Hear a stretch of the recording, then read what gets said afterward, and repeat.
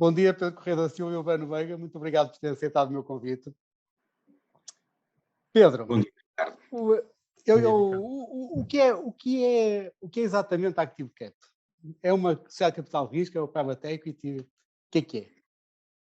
É isso mesmo, é uma sociedade de capital de risco, é uma private equity na ascensão internacional do conceito, na medida em que nós, enquanto sociedade, estabelecemos exatamente para termos um- uma estratégia, uma forma de atuação que segue os padrões internacionais do private equity. Nomeadamente da criação de fundos com uma estrutura e uma boa parte tipificada com as melhores práticas internacionais, que aqui as referências são as referências da Invest Europe e da ILPA dos Estados Unidos, e, acima de tudo, é uma sociedade constituída com pessoas com muita experiência na gestão de ativos. Somos 3 sócios, a equipa de gestão é efetivamente a detentora da sociedade, temos mais de 50 anos de experiência acumulada a gerir ativos e, em particular, Ricardo, penso que se calhar é o fator mais diferenciador ou que nos caracteriza mais é que nós fazemos investimentos em Portugal desde 1998, investimos em empresas portuguesas, gerimos fundos em Portugal, conhecemos bastante bem o mercado corporativo nacional, investimos desde as pequenas capitalizações até às maiores capitalizações, quando gerimos fundos de empresas cotadas, estamos habituados a ser investidores minoritários, mas sempre com uma presença ativa nos investimentos que fazemos. E aqui a presença ativa quer dizer que queremos contribuir para o crescimento, queremos colaborar com a equipa de gestão, queremos fazer parte da estratégia das empresas. Resumia-me assim. Muito bem, está ótimo. Urbano, a Zumub é uma loja de suplementos alimentares e nutrição desportiva. Eu quando vi o site fiquei impressionado. Eu nunca imaginei que conseguissem ter tantos produtos num site online de venda de produtos de suplementos alimentares. Como é que nasce e de que forma é que está num processo de crescimento, até pelo facto de ter aqui o cap, portanto imagino que estão numa fase de expansão grande. Uhum. Sim, sim, portanto a empresa já tem 10 anos, tem vindo a crescer todos os anos e desde o último ano que acelerou a nível de crescimento e também foi daí que houve aqui a entrada da ActiveCap para continuar a acelerar. Mas inicialmente surgimos mais como um e-commerce de venda de suplementos alimentares, multimarcas, até mais na área da nutrição desportiva. E com o tempo fomos adicionando categorias dentro da suplementação e da alimentação, portanto, suplementos de emagrecimento, da saúde, depois também a alimentação saudável. Pronto, e o objetivo era um bocado ser como uma Amazon dos suplementos, portanto, ter todos os produtos que os nossos clientes procurem. Com o passar dos anos, portanto, o catálogo foi crescendo, portanto, neste momento é um dos maiores da Europa, certamente o maior de Portugal a nível de suplementos. E com o passar dos anos, portanto, lançámos também a nossa marca própria, da Zumub, com todo o conhecimento que nós tínhamos do consumidor e das preferências dos nossos clientes. E temos vindo, pronto, é a marca que tem vindo a crescer mais e continuamos a ser um e-commerce, uma loja de suplementos, mas a Zumub, para além de uma loja de suplementos, é também uma marca de suplementos e também estamos a trabalhar muito na construção desta marca, portanto, através do lançamento de produtos inovadores de várias categorias. Portanto, tem sido aqui um bocado o nosso percurso. Começámos mais como venda de outras marcas, hoje em dia continuamos a vender e continuamos a ter muitas marcas, mais de 800, mas também a Zumub, para além de uma loja de suplementos, é também uma marca de suplementos hoje em dia. Certíssimo. Pedro, há bocadinho estava a falar da sua experiência já muito antiga e dos seus sócios, e penso que inclusive num banco, portanto, onde teve numa sociedade de capital de risco, ou de private equity de um banco. E essa é uma pergunta que eu acho que nunca fiz a ninguém e sempre tive curiosidade, ou seja, qual é a grande diferença para si quando esteve numa estrutura de um banco e, portanto, a fazer private equity, capital de risco, e agora que tem a sua sociedade de capital de risco, quais são as grandes diferenças? Ricardo, a grande diferença, aquela assim mais óbvia, depois eu vou responder à pergunta, mas a mais óbvia é que agora nós temos que angariar investidores, e na altura não era preciso, porque tínhamos efetivamente o nosso investidor era o próprio banco, e isso faz toda a diferença, Ricardo. Essa é a diferença. Mas eu penso que a sua pergunta vai noutro sentido também, e não queria fugir a ela. E eu acho que, como aconteceu na Europa inteira, o private equity, eu lembro-me de vários exemplos, mas todo o sistema financeiro na Europa tinha o seu braço de private equity e depois, por uma ou por outra razão, isto foi logo no início de 2010, começaram estes braços, estas entidades a serem separadas e o clássico foi, como são negócios de pessoas, foram as próprias pessoas que estavam nessas áreas que se autonomizaram e criaram as suas próprias empresas de private equity. Porquê que isto acontece? E aconteceu na Europa inteira e também aconteceu em Portugal, e também já não somos o caso único. Acontece muito porque há uma relação muito próxima entre a decisão de investimento, de co-investimento com os próprios empresas onde investimos. E isso tem que ser feito com uma autonomia de processos, de alinhamento de interesses, que assim facilita muito mais estando autonomizada de um grupo financeiro. Vamos dar um exemplo. Pode haver situações onde para a posição acionista que nós somos e a posição de crédito não seja coincidente e, portanto, nós objetivamente assim estamos sempre do mesmo lado da equação. Dito isto, e em conclusão, Ricardo, acho que há coisas boas e coisas más. Eu sou daqueles que acho que, e olhando para trás, acho que a passagem pela BCP Capital, que foi o caso, foi uma história de sucesso. Acho que ainda hoje há notícias de participações relacionadas com sucesso. E, como em tudo, seja dentro de uma grande instituição, como é o caso do BCP, seja numa instituição mais independente, o resultado depende muito das pessoas e neste caso concreto, a grande diferença penso que são estas, mas acho que a história, olhando para trás, nós todos gostamos e temos orgulho nela. Claro que sim.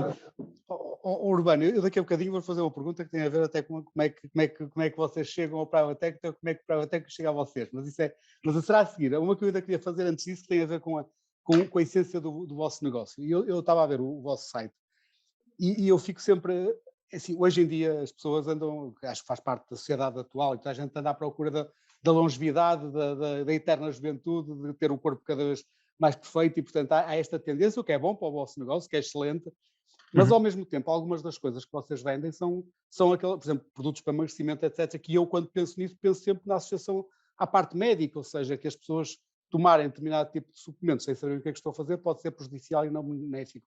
De que forma como é que vocês interagem com essa questão? Ou seja, os clientes vão lá e compram o que querem, ou há algum tipo de aconselhamento vosso, há alguma ligação com nutricionistas, etc.? Sim, aqui a parte do emagrecimento, estes são suplementos alimentares, portanto não são medicamentos. Há aqui uma diferença muito grande. Aqui não se trata, portanto, os medicamentos é para são receitados ou não, mas portanto têm uma intenção mais de cura, né, e de tratamento. Os suplementos são um suplemento à alimentação. Portanto, no fundo são compostos de ingredientes ou de vários ingredientes que têm efeitos para os diversos objetivos. Aqui mais dentro da parte de emagrecimento há vários suplementos alimentares que nem sequer têm estimulantes, como é o caso, por exemplo, da L-carnitina e do CLA.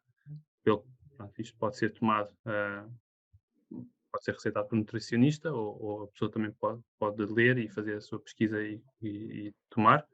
E depois há outros também que têm mais estimulantes, que é sobretudo cafeína, e aí, portanto, também está nos modos de toma, as contraindicações e as dosagens, portanto, que não convém exceder. Muito bem. E aqui, pronto, e os suplementos são sempre aliados também a um regime portanto, de exercício, de desporto e de alimentação saudável e equilibrada. Portanto, uma pessoa que, se for com o objetivo de emagrecer, não deve só apenas tomar um suplemento e pensar que vai fazer milagres. Portanto, não Já, faz. Urbano, só até por isso que disse, eles têm ligações com, por exemplo, ginásios, nutricionistas, outras têm? Sim. Nós trabalhamos diretamente com PTs, com nutricionistas, também o nosso apoio ao cliente. Portanto, se o cliente tem dúvidas, também pode portanto, fazer as perguntas, ligar ou enviar um e-mail. E nós também esclarecemos a nível de dúvidas nutricionais que tenham e também trabalhamos com nutricionistas e temos nutricionistas na empresa. Muito bem.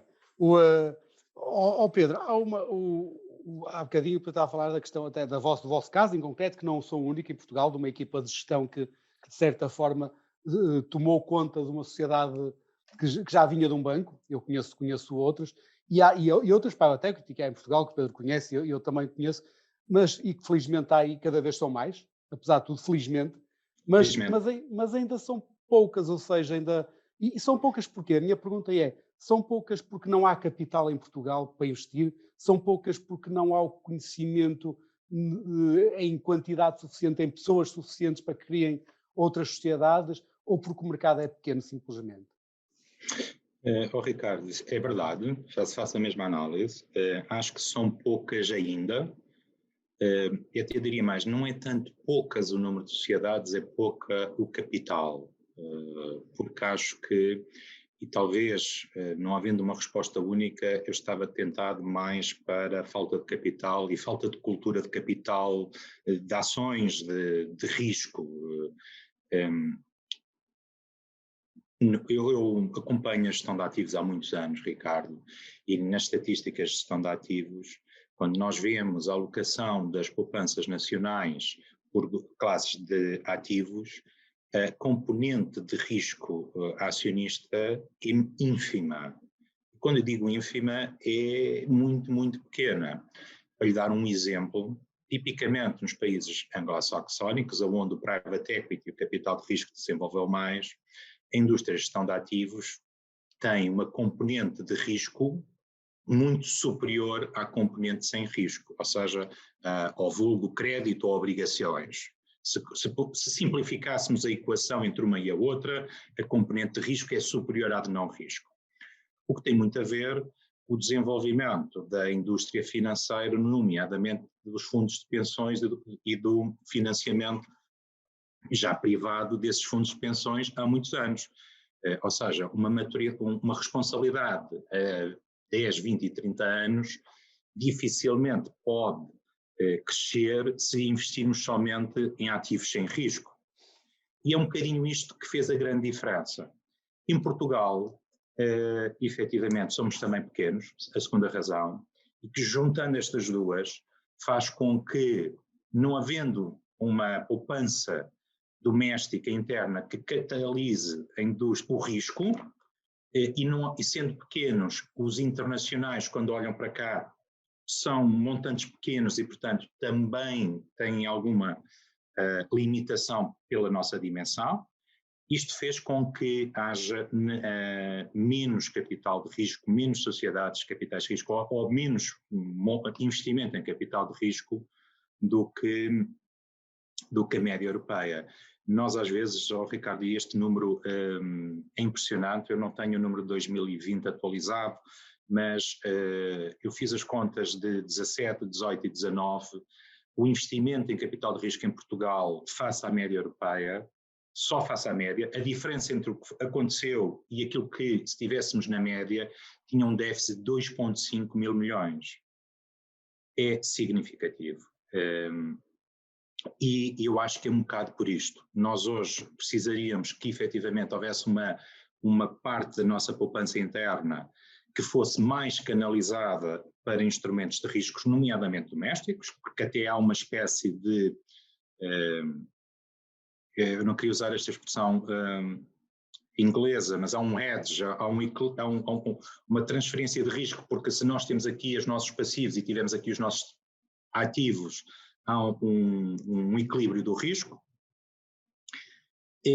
Isto fazia toda a diferença em aumentar a nossa base inicial de fundos de capital de risco e depois, aumentando a base, já conseguimos chamar os internacionais.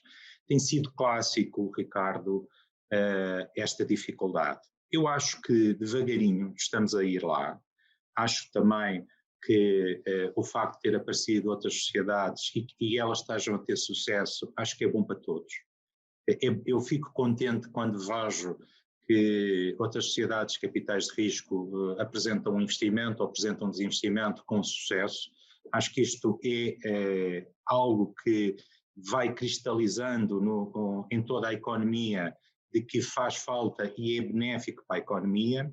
E depois até podia mesmo dizer, Ricardo, que, e há estudos para isso, que um dos maiores contributos para a economia e para a aceleração do crescimento económico tem sido essencialmente a indústria de capital de risco. Eu não estou a falar de Portugal, agora estou a falar só de algumas estatísticas internacionais, e é impressionante o impacto que o capital de risco tem, em média agregada, quando faz investimentos nessas empresas, quer ao nível do crescimento, do emprego, os números são impressionantes, quer em termos de inovação nas empresas, na competitividade das empresas, e isso faz com que depois a própria economia, de uma maneira agregada, quer via emprego, quer via competitividade, tenha melhorias significativas. Obviamente nós somos suspeitos, todos nós que trabalhamos em capital de risco, com esta opinião, e por isso é que eu, para evitar essa suspeição, me suporto com alguns estudos que são feitos internacionais fora de Portugal, que demonstram de uma maneira inequívoca o impacto do capital do risco na economia. Pedro, há aí duas questões que são factos indesmentíveis, ou seja, é claríssimo que, por exemplo, os Estados Unidos, a inovação dos Estados Unidos é baseada no capital de risco e numa economia de capital de risco, enquanto que a Europa, que é uma economia muito mais de débito e de dívida, portanto tem muito mais dificuldade em inovar. E essa questão portanto, é um facto, e assim acho que está mais do que suportado em estudos, e a Ásia tem crescido também imenso e crescido e portanto nós temos aqui, e Portugal depois ainda temos muito mais. Há aqui uma questão, e há um bocadinho para estar a dizer, que é uma questão com a qual eu concordo em absoluto e acho que é fundamental, ou seja, os casos de sucesso são fundamentais para que mais gente queira investir, para que mais gente queira correr riscos, para que mais gente queira ser investidor e queira criar empresas e que possam ser investidas por capitais de risco. A minha pergunta tem a ver com uma coisa que eu, em muitos anos, não via mudar em Portugal e que para mim é um bocadinho uma surpresa, ou seja, Portugal é um país, apesar de tudo, pobre e as pessoas não têm grande capacidade de poupar e, portanto, é compreensível que quem não tem muita capacidade de poupar tem alguma dificuldade em correr riscos individualmente. Mas os fundos de pensão, que são geridos profissionalmente e, portanto, são geridos muitas vezes fazendo benchmark com o que acontece internacionalmente, a minha grande surpresa é como é que ao longo de tantos anos não parecem mudar muito o seu perfil. E aí o Pedro que esteve por dentro muito mais do que eu, porque é que isso acontece? Porque é que os nossos próprios fundos de pensão também eles próprios são tão conservadores em relação a outros fundos de pensões internacionais? Ricardo, eu às vezes faço-me a mesma pergunta, sou-lhe sincero, Ricardo. Até porque, sem pôr aqui nomes, por questão de sigilo e decoro, mas não há muito tempo atrás estivemos a falar com um fundo de pensões espanhol, onde a alocação deles a capital de risco estava à beira dos 10%. Com um enviesamento a investimentos locais, portanto em Espanha, e depois europeus e globais. Se pegar nas estatísticas em Portugal, esses números não existem, nem de perto nem de longe, e com um objetivo até, diziam essas pessoas, de aumentarem, por uma razão simples. A maioria dos outros ativos, onde tradicionalmente os fundos de pensões fazem para diversificar, e aqui obviamente a gestão de um fundo de pensões é uma gestão de risco e de diversificação de risco, quando seja por uma questão da atratividade do retorno ou do risco face ao retorno, o investimento em ativos chamados alternativos é um contributo de diversificação do risco muito grande para a carteira destes fundos de pensões. Portanto, eu faço-me essa pergunta. Como hipótese de resposta, porque não a tenho, eu acho que resulta um bocadinho da cultura agregada do país, efetivamente. Ou seja, não são só os aforradores pequenos, mas há aqui uma espécie de cultura até mais acima de não correr riscos. Sendo que, Ricardo, e agora já é uma opinião muito minha, há um risco muito grande que às vezes as pessoas se esquecem. Obviamente, quando se investe e o capital não está garantido, há risco. Mas há o risco de continuarmos pobres a vida inteira. E às vezes este risco não é o risco de não decidir, o risco de não tomar decisões, é um risco que tem um peso agregado no nosso dia a dia, na nossa qualidade de vida também. Ou seja, se nós não arriscarmos um bocadinho mais, nós empresários, nós investidores, nós economia, muito dificilmente poderemos ambicionar uma melhoria da nossa qualidade de vida, porque, obviamente, o risco e o retorno estão sempre relacionados. Portanto, eu acho que estamos a melhorar. Há de haver um aumento progressivo disso, mas há aqui um contexto histórico, Ricardo. Há um contexto histórico, efetivamente, de uma alocação muito baixa, desde o aforrador ao decisor, e que estão relacionados, não é? Porque se o aforrador diz sempre que não quer risco, o decisor do fundo de pensões também vai, de alguma maneira, tentar limitar o risco da sua carteira. Ou melhor, até lhe digo mais, há vários produtos de fundos de pensões disponíveis no mercado, produtos com mais risco e produtos com menos risco, e vai verificar que tipicamente o aforrador português vai sempre para o menos risco. Mesmo com menos risco, quase que seja uma garantia de que o valor do dinheiro dele hoje vai se reduzir para o futuro, porque ele não vai ter retorno superior da inflação. Mas não, aqui é um bocadinho também de literacia, e que nós todos temos que fazer este papel de comunicar e de passar a palavra. Assim, Urbano, falando de risco, não é o caso do Urbano, porque é um empreendedor, portanto, alguém que se não é propenso ao risco, pelo menos não é averso ao risco.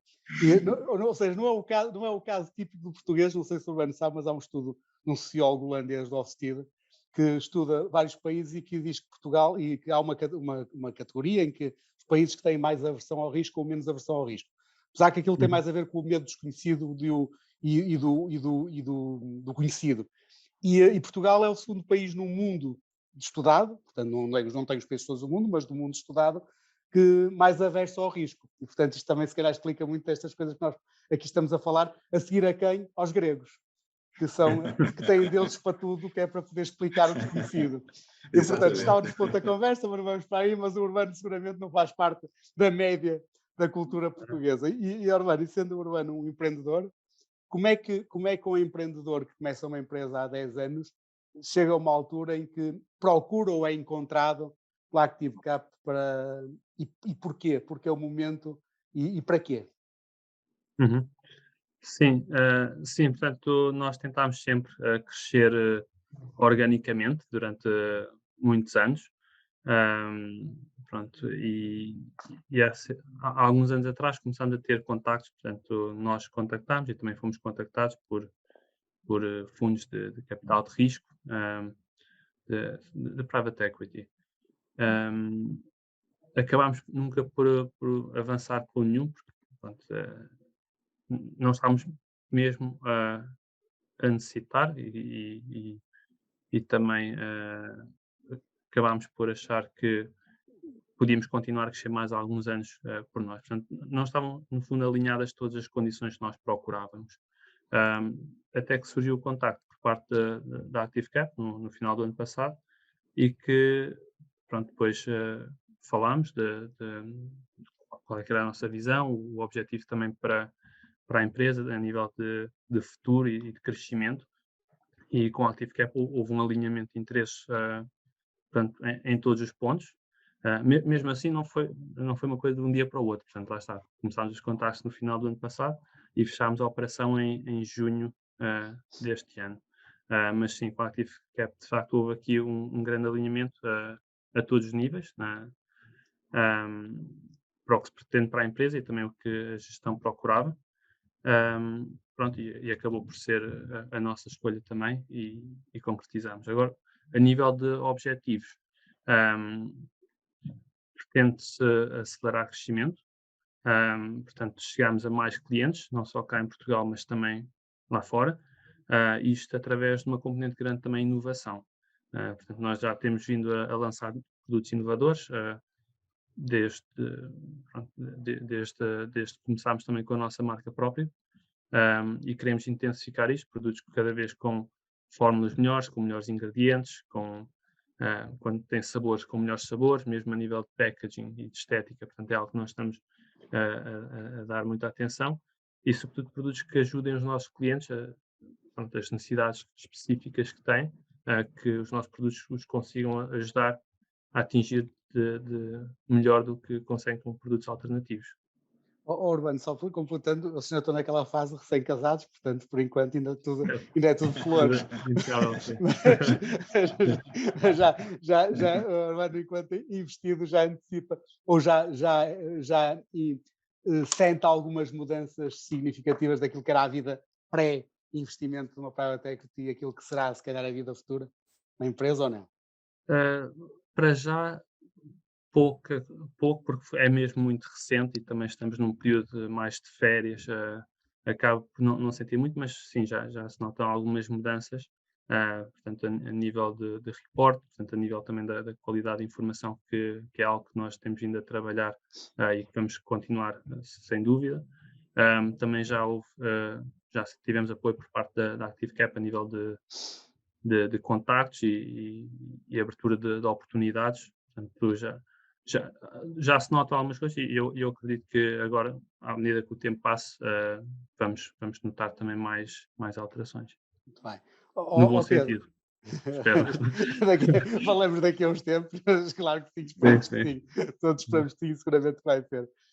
Pedro, o Pedro que tem andado já está há muitos anos a investir em empresas e, como disse há bocadinho, em todo tipo de empresas, desde mais pequenas a maiores.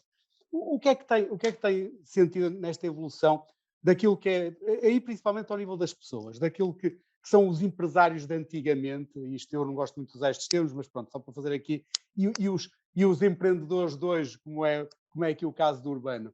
Eu sempre gostei mais da escola antiga, sempre gostei mais de chamar empresários do que empreendedores, acho que é mais forte, mas pronto, mas há grandes diferenças, ou no fundo, lá bem no fundo são todos iguais, a gente quer fazer coisas, quer construir, quer andar para a frente. Nesse aspecto, sim, eu acho que sejam empresários ou agora mais os empreendedores, acho que há uma matriz comum a todos, que é de, sem insistir na tecla, mas assumirem riscos e saberem que têm que trabalhar e que há ali uma incerteza que depende de uma ação deles e da gestão e das equipas e das pessoas.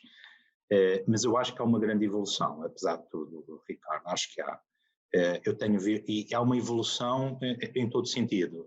Há mais empreendedores novos como o Urbano, e acho que isso é ótimo, e como a equipa de gestão da Zumub, acho que isso é bom para todos, é bom para o país, é bom facilita mais até estes investimentos, porque obviamente há maior facilidade de comunicação e de entendimento de objetivos. Mas também eu acho que, Ricardo, acho que é bom dizer isto, porque temos vindo a falar com muitos empresários, portanto, de empresas familiares tradicionais, de segundas e terceira geração, onde eles, obviamente, com mais mundo, porque ouvem histórias, porque conhecem, estiveram fora, viram o que é que se faz e o que é que não se faz lá fora, e que hoje estão muito mais abertos a soluções desta natureza. Houve um momento até, Ricardo, que eu acho que é muito relevante, foi na crise de dívida do 12-13, onde efetivamente muitos empresários, reparem, foi uma crise financeira, não foi uma crise económica, foi o sistema financeiro que transportou a crise para as empresas, e muitas empresas de um momento para o outro, sem se aperceberem, sem estarem à espera daquilo que seria o normal, a evolução do mercado que elas conheciam, ficaram aflitas com as estruturas de capitais e com os financiamentos dependentes só de um lado. eu vi muito empresário, por causa disso, olhar para estruturas alternativas do seu financiamento, olhar para o capital como uma solução de longo prazo, porque o é. Nós sabemos, os números são conhecidos, a nossa capitalização média das empresas é muito baixa e há uma tendência, ou seja, associando estas duas, uma tendência dos empresários de aumentar a capitalização para aumentar a resiliência a choques externos. Eu senti isso. Também senti nestes empresários, efetivamente, quando querem fazer a sucessão, e é um tema giro este, Ricardo, querem fazer a sucessão, sempre são empresários de sucesso, querem passar a pasta aos filhos, aos sucessores, mas não querem passar um presente envenenado. E acham bem que, estando um investidor institucional como nós, possamos não só aportar mais do que capital, mas também para, mais uma vez, estruturar a empresa ou solidificar a empresa, mas dar visões diferentes, dar um governo desafiador, no sentido de não há uma visão familiar, há uma visão de gestão, e isto faz com que as empresas fiquem necessariamente mais sólidas. Eu tenho sentido isso, acho que ainda temos um grande caminho a correr neste segmento, é verdade, mas já não é a primeira, ou seja, nota-se uma evolução muito evidente deste sentimento e desta melhoria nos empresários e em maior número de empreendedores também. Pedro e Urbano, muito obrigado. Ficamos com estas palavras de otimismo também, e o que eu vos desejo a ambos é que tenham muito sucesso, quer nas vossas entidades individualmente, quer nesta parceria, que corra muito bem, que seja um caso de sucesso, porque se for de sucesso é bom para vocês e seguramente é bom para o mercado de capital de risco, para novas empresas apareçam, para que o país se desenvolva. Muito obrigado a ambos.